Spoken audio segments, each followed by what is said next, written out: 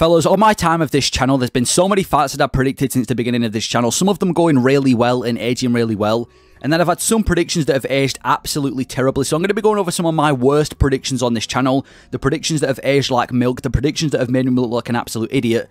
And just some of my overall worst predictions on this channel. So we'll go in there with the first of the many bad predictions that I've got on this list, which is actually the pay-per-view that we just had.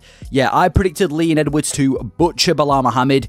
And obviously the actual result was Belal Muhammad dominating Leon for at least 4 rounds. I mean, it was the other way around, if anything. It was Belal Muhammad just butchering Leon Edwards, picking him up, dunking him on his head, landing shots in the pocket, outboxing him, walking him forward, pressuring him, taking him down, doing everything against Leon Edwards. The only good moments Edwards had in this fight was when he took the back of Belal Muhammad and probably secured the round, and right at the end of the last round when he started cutting him with elbows. Apart from that, this was a complete domination from Belal Muhammad in this fight.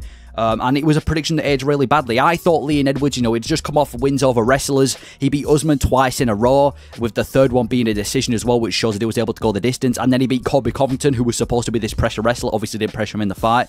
And I thought, Belal Muhammad, he's been out for a year, his stand-up is absolute dog shit, and he's just another wrestler for Leon Edwards to beat. But that obviously wasn't the case. We learned a lot from this fight. We learned that, 1, Leon Edwards can't deal with pressure. We saw it in the first fight, the rematch with Usman, and we saw it in this fight. And 2, Belal Muhammad's probably one of the most difficult dudes to beat in this division, because he has actually got pretty decent stand-up, as we saw in this fight, and I guess the Gilbert Burns and Sean Brady fight.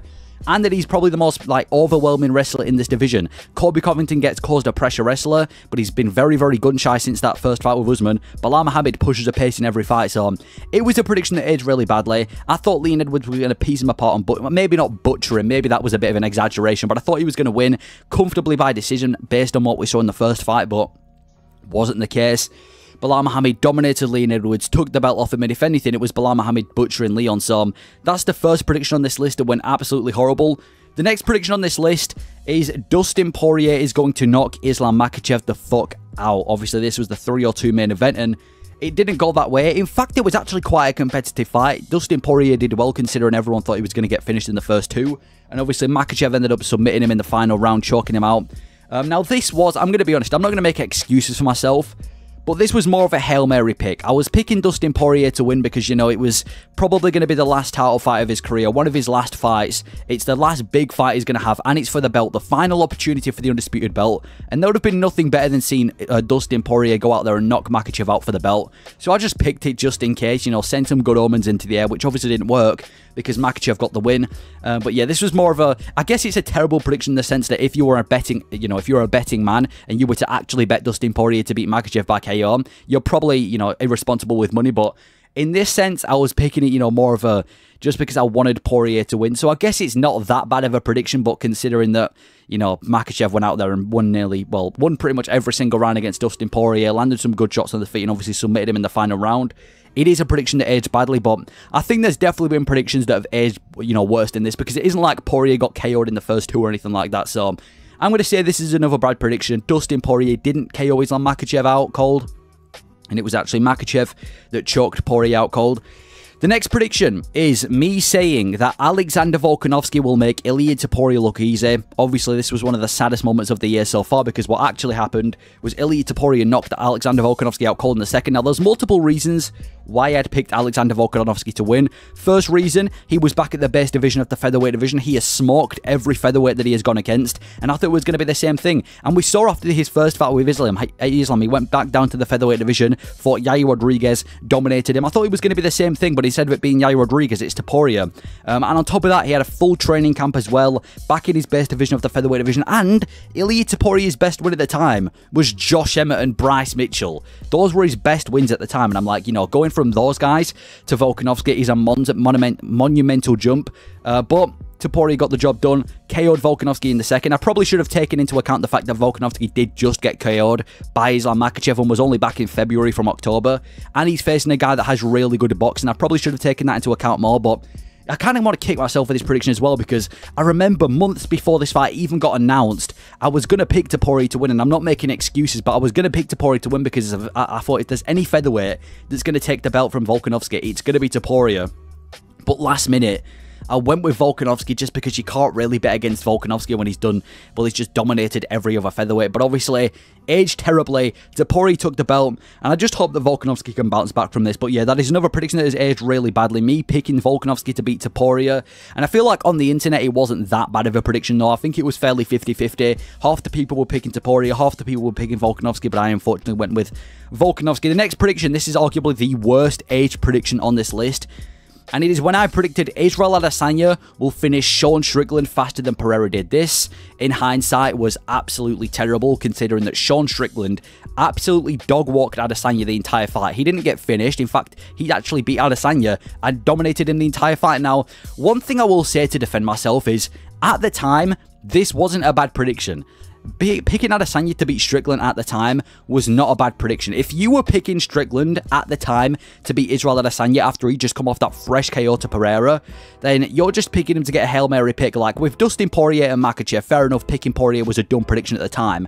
But picking Adesanya to beat Strickland at the time wasn't that bad. But I just thought Adesanya, he'd come off that really good win over Pereira. Strickland, you know, he walks forward, easy to get countered. Obviously wasn't the case. Strickland walked him forward, dog-walked him, and got one of the biggest upsets in UFC history. So I guess when you look at what I predicted and you look at the outcome, it is a completely horrible prediction. But if you look at it as, at the time, it was an actual good prediction, it's just Strickland got a massive upset, I guess it wasn't that bad. But in hindsight, yeah, Adesanya definitely didn't finish Strickland faster than Pereira did. In fact, Strickland nearly finished Adesanya quicker than Adesanya finished Pereira, so another bad prediction. The next bad prediction I've got is me predicting that Aljamain Sterling was going to maul Sean O'Malley. This was one of the first predictions on this channel. And yeah, I thought that Sean O'Malley was going to knock out... No, sorry, I thought that Aljamain Sterling was going to maul Sean O'Malley, when in reality, Sean O'Malley knocked him out in the second round. Now, my thought process was that Sean O'Malley, you got to remember, at the time, he had come off that really competitive fight with Peter Yan, and a lot of people didn't think he won that fight. It was very close, and he struggled a lot with the wrestling. And you've got Aljamain Sterling, who had multiple defenses at the time against other wrestlers as well, like Cejudo. I thought he was going to go in here and just dominate Sean O'Malley with the wrestling. I thought he was going to take him down, show him levels with the grappling, and eventually Sean O'Malley was going to get mauled and eventually submitted or whatever I predicted him to win by.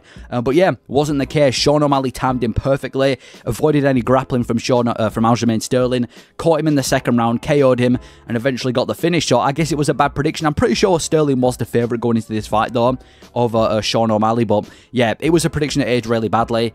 But I just, at the time, I saw that Sean O'Malley had that really, really competitive fight with Peter Yan. Sterling's the best grappler in the division. I thought he was here to stay. Obviously wasn't the case. And at the same time as well, again, I'm not trying to make excuses, but Sean O'Malley kind of was fast-tracked to a title shot. Like, if you think about it, he had the no contest over Pedro Munoz, which granted him, I think it was #1 Peter Yan. Had a very, very competitive fight with Peter Yan, arguably lost, and then got a title shot. So I thought he was fast-tracked way too quickly. Sterling was going to beat him. Obviously wasn't the case. It was a win that aged terribly. And the final one I've got, and I've got actually a double one here, UFC 291. The title of this video was Why Poirier and Jan Blachowicz Win Comfortably, and obviously this wasn't the case for either of those guys. Poirier got knocked the fuck out by Justin Gaethje, and Jan Blachowicz lost comfortably to Alex Pereira. So the reason I picked Poirier to win was, I mean, first of all, he'd won the first fight. Poirier looked really sharp in the boxing. At this time, Gaethje's best win was a close, well, not a close fight, but how would I say it? Like, not a dominating performance over Rafael Fiziev. You know, a lot of people, for some reason, think that was a robbery. I don't think it was a robbery, but it was closer than, you know, a couple of the other fights he'd had. And Poirier had beaten him before. He was a much better boxer. I thought he was a much stylistically more difficult fight for Gaethje. Obviously, wasn't the case. Got head kicked into the oblivion. Justin Gaethje KO'd Dustin Poirier and made me look like an absolute idiot. And then the Jan Blachowicz pick, I thought that Jan Blachowicz, and to be honest, I'm going to defend myself here. I thought that Jan Blachowicz, right, he dominated Adesanya with wrestling. He's a really good wrestler, and he's got the stand-up to mix it up well. Alex Pereira struggles against grapplers. It was his debut in the light heavyweight division without his power attributes at the time that I thought he wouldn't be able to bring from the middleweight division. I thought Jan Blachowicz was just going to take him down and dominated him, and to be fair, he did do that for the first round and half of the second round. And I'm going to go out I'm going to go and say the only reason Jan Blachowicz couldn't keep a pace, and I know you had a very grappling-heavy approach, but I'm going to say the only reason why Jan Blachowicz couldn't keep it up was simply because it was in Salt Lake City. Fuck it, I don't care if it's an excuse. It was in Salt Lake City. He gassed out after the second round when he's been 5 rounds comfortably before. And I might go and say that if this wasn't in Salt Lake City, my prediction would have aged like fine wine, and Jan Blachowicz would have won that fight comfortably. But Pereira's the champion now. Doesn't matter what you think. Jan Blachowicz hasn't been able to build himself back up to a title shot, so obviously I'm not saying that Pereira's not the deserving champion or anything like that, but those are some of my worst predictions on this channel. Some of the predictions that have aged really badly in some of the main events that I've predicted. Let me know your thoughts on these predictions. Do you give me sympathy for predicting these guys? And what do you think the worst prediction is on this list? Thank you for watching.